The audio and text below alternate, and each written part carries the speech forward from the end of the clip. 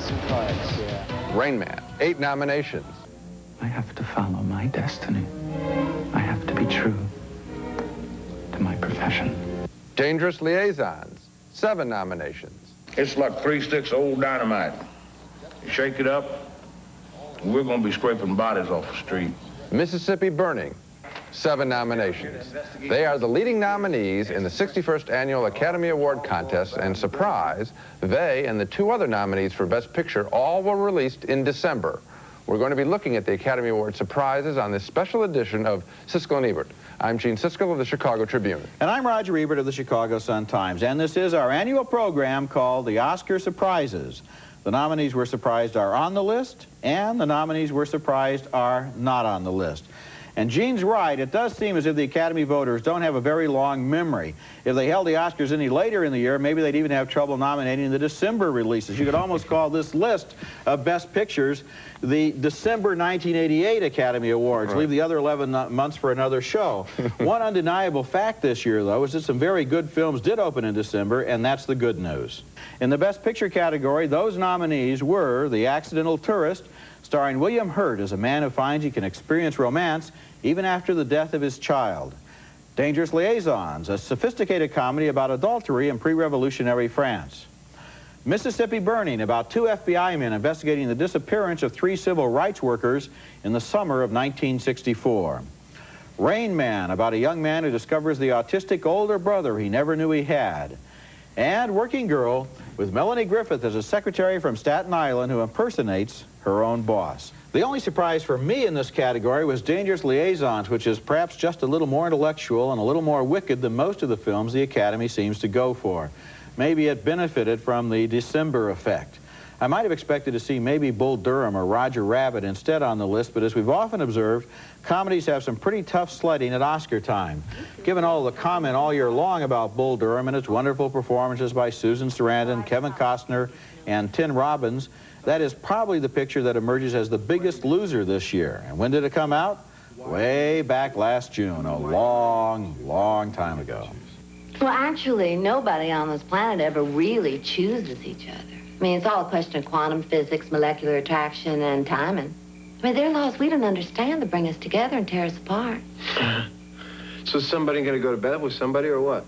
Gene liked Bull Durham even more than I did, and it was an enormous hit at the box office. But when we get to the acting categories a little later in the program, we're going to find that with a few exceptions, the voters once again this year went for the heavy dramatic performances. Even though it's a truism, the comedy is as hard or harder for an actor than serious material. It's a wonderful film. There was another summertime comedy that got punished, even though it received 6 technical nominations. I thought Who Framed Roger Rabbit had a chance to be nominated as Best Picture. It's the most innovative, and it was the most popular film of the year.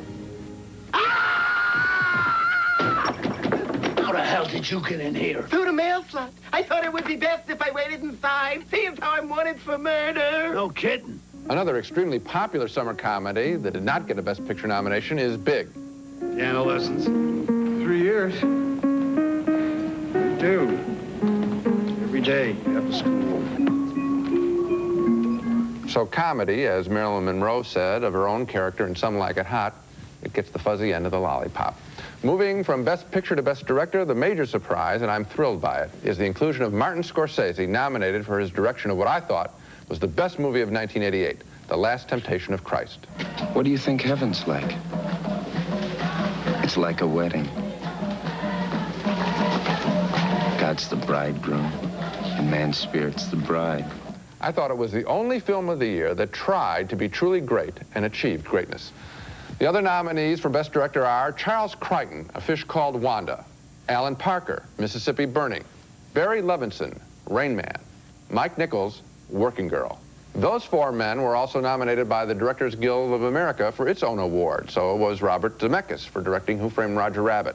But Martin Scorsese replaced him when the movie's directors branch of the Academy made its choices. I think Zemeckis was robbed. I would have voted for him over any of the other nominees except Scorsese. Well, the thing that Zemeckis had to do was to put together this incredibly complicated patchwork of live action and animation, and just as a traffic directing job, it was a brilliant piece of work, and then the fact that the movie worked was good too. I disagree with you that Last Temptation of Christ was the only great film of the year. I think that Mississippi Burning, Accidental Tourist, The Unbearable Lightness of Being, and some other pictures were great as well. In fact, I think all three of those are better than Last Temptation. Yeah, but I mean, are you delighted that Scorsese? Well, you're not. I guess. Yes, I am delighted that he got the I thought that all they would do was see that all they would do would get hooked up into the controversy and not see the film.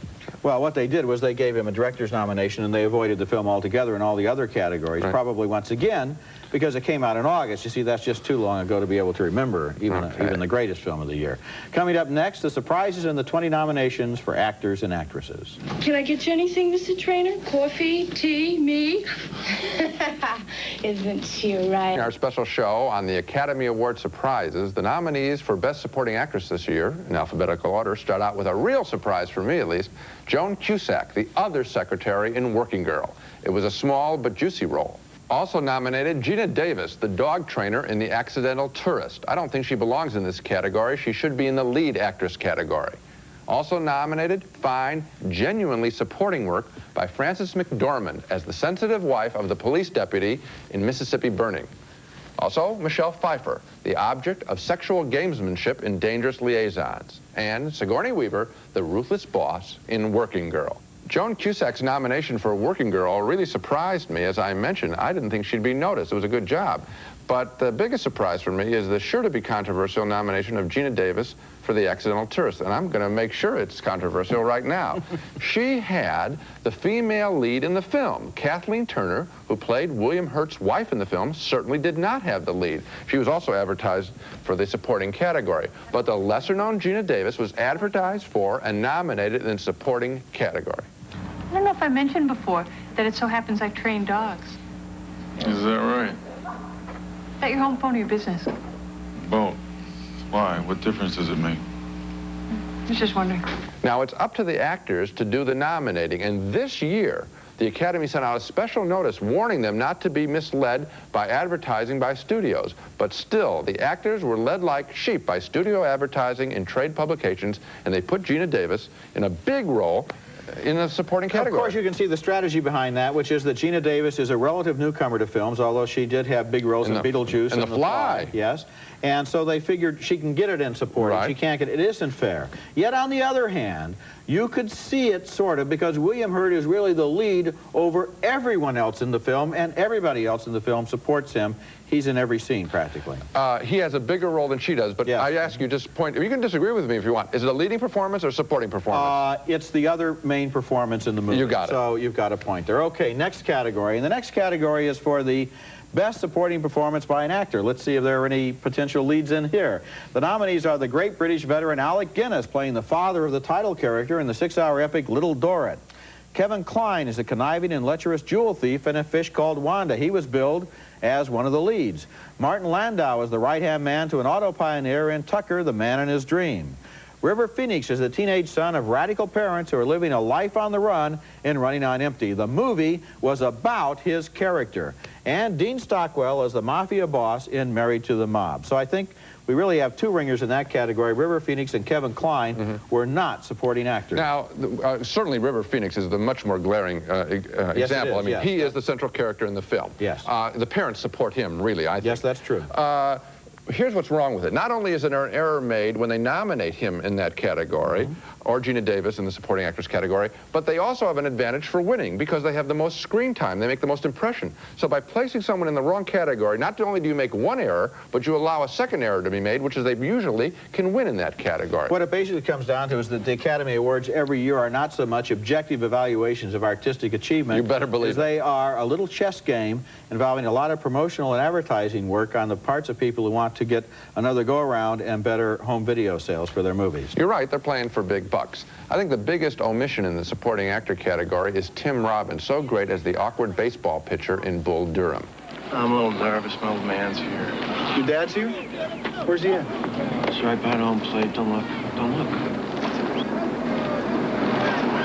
Now, it's a big role, but if lesser names are going to be nominated in supporting categories, then Tim Robbins certainly deserves a nomination as much as anyone. Now, here I think you're walking both sides of the street. No, I'm saying if they're going to cheat. If they're going to cheat, that's all I'm saying. Then you want to tell them how to cheat. Exactly. Yeah, okay. I'm going to say, on the way they're playing it, they're cheating. Because but Tim if they're going to Robbins cheat, if they're going to cheat, then Tim Robbins should have been put in there. You agree with that? If they're going to cheat. Well, no, I would rather take a purist point of view and say Tim Robbins shouldn't be in there. He should be in the Best Actor category, I agree with you. Along with River Phoenix and probably Kevin Kline. I agree with you. Because I don't think they should cheat, and I don't think that you should encourage them to. I think you should be ashamed of yourself. I'm not encouraging them to cheat. I'm just telling them if they're going to cheat, they're bad cheaters because they don't have any taste. They don't have any taste. One clear thing that is clear is that they have a great deal of difficulty in dividing that line between what's a lead performance and what's a supporting performance. When we come back, the Best Actress category, and all of these actresses really are the leads in their pictures.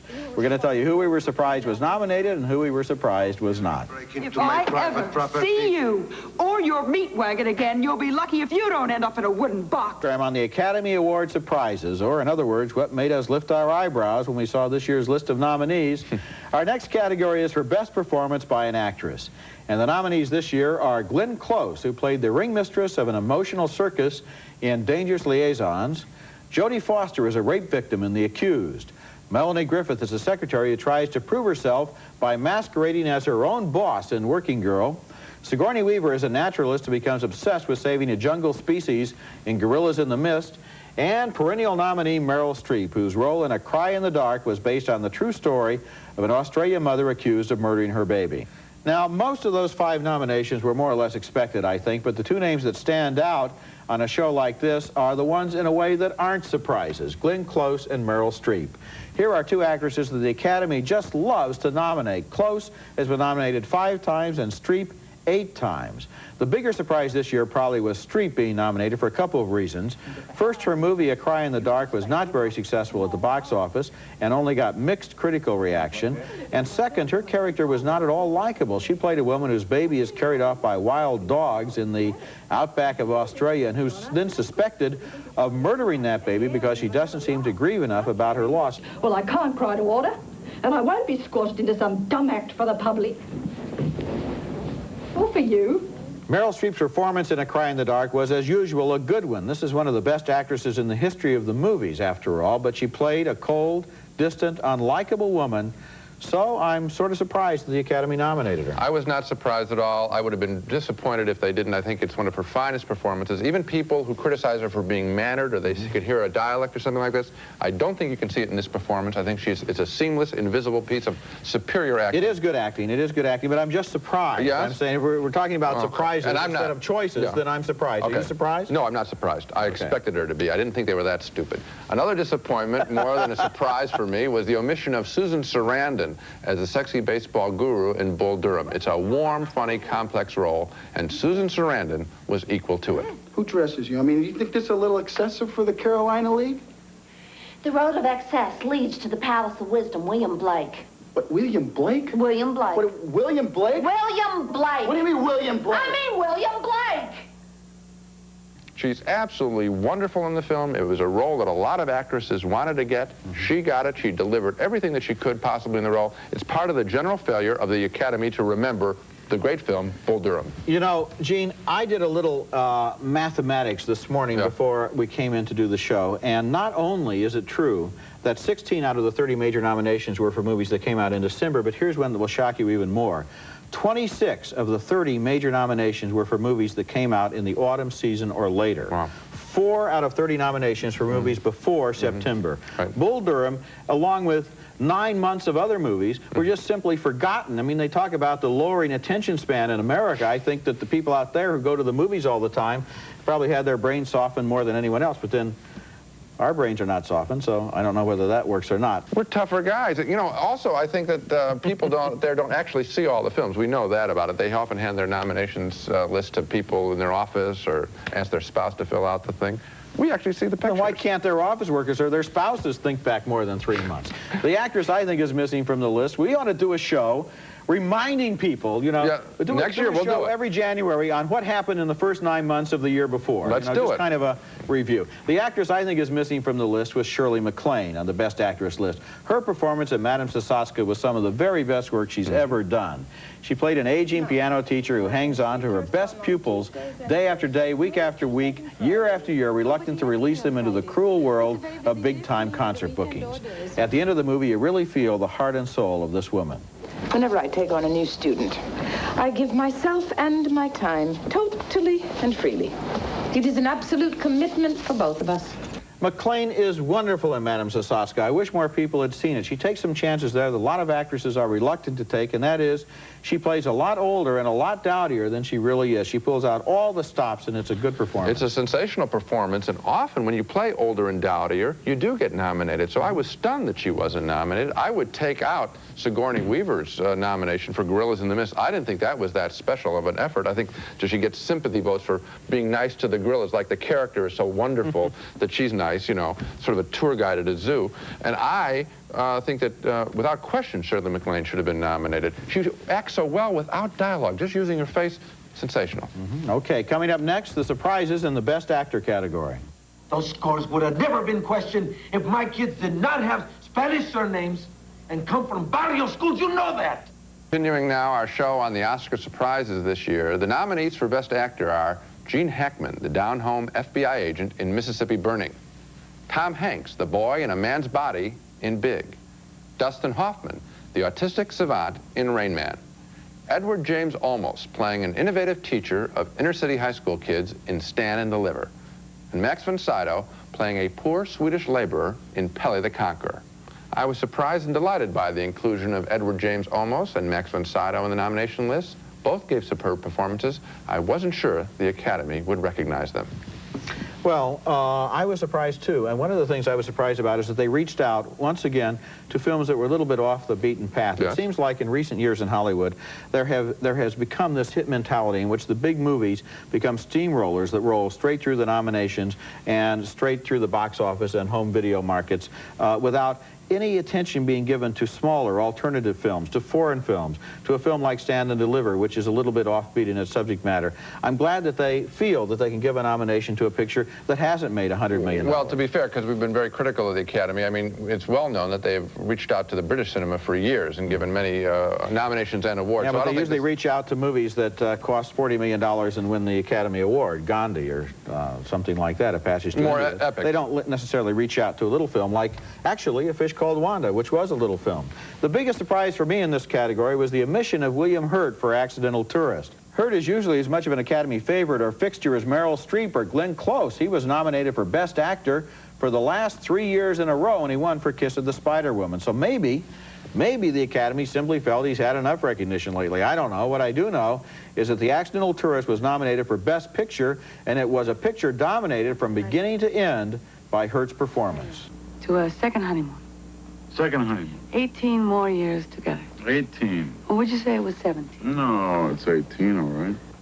Another actor who got overlooked in the Best Actor category was Michael Keaton, who gave a very strong performance in Clean and Sober and also got a lot of attention for the hit comedy Beetlejuice.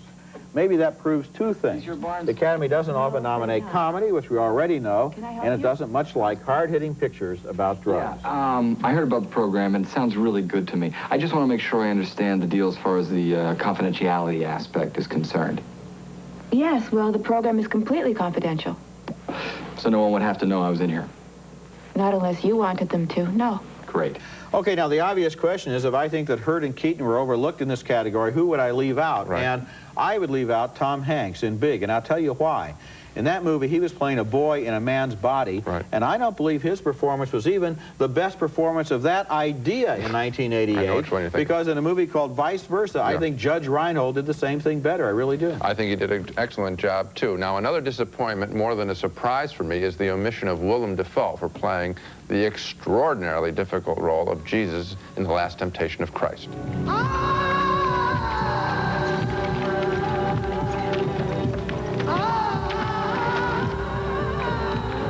I don't think there's a tougher role. I think he did a magnificent job. Another fine performance by Defoe was the by-the-book FBI agent in Mississippi Burning. Just read the file, Mr. Anderson. I can do without the cabaret. You don't like me much, do you, boss?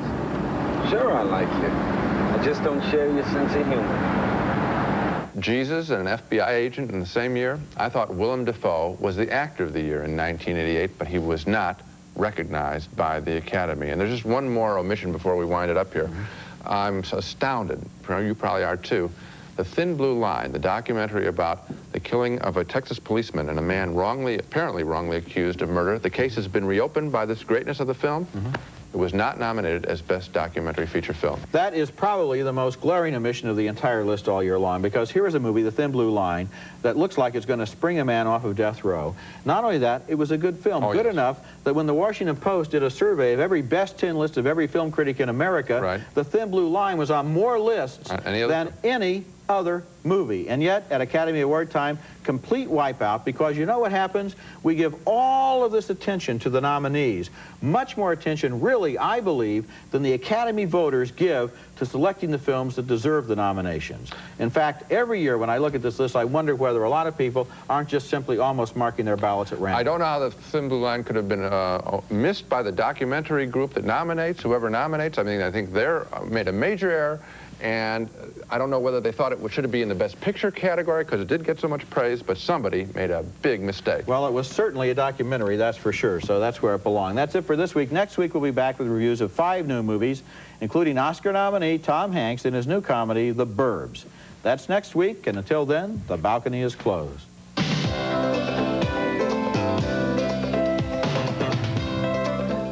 Nestle Crunch. It's creamy milk chocolate and crispy crunchies. Chocolate is scrunchous when it crunches. That's why you'll love Nestle Crunch. Johnny Cat Premium Cat Litter. Johnny Cat and a little privacy is all any cat needs. Everything else is just cat box filler. Pledge. Generation after generation, Pledge keeps your wood furniture looking beautiful without any buildup. With Pledge, dusting can be beautiful. Tums. When you have heartburn, acid indigestion, or sour stomach, it's Tum-Ta-Dum-Tum. Tums. Use only as directed.